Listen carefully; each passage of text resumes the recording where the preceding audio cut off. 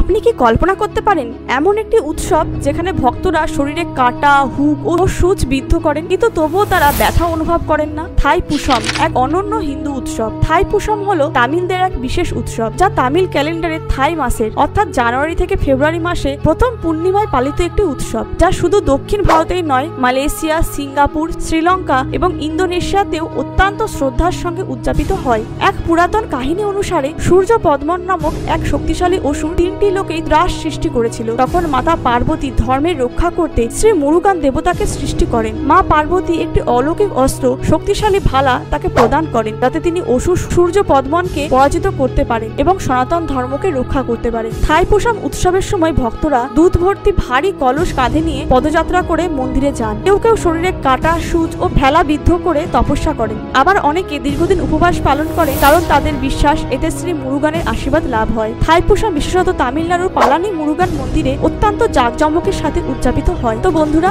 আপনি কি এই বিস্ময়কর উৎসবের সম্পর্কে জানতেন? কমেন্টে জানান। জয় মুরুগান। যদি এমন আরো আশ্চর্যজনক তথ্য জানতে চান, তাহলে লাইক, শেয়ার ও সাবস্ক্রাইব করতে ভুলবেন না।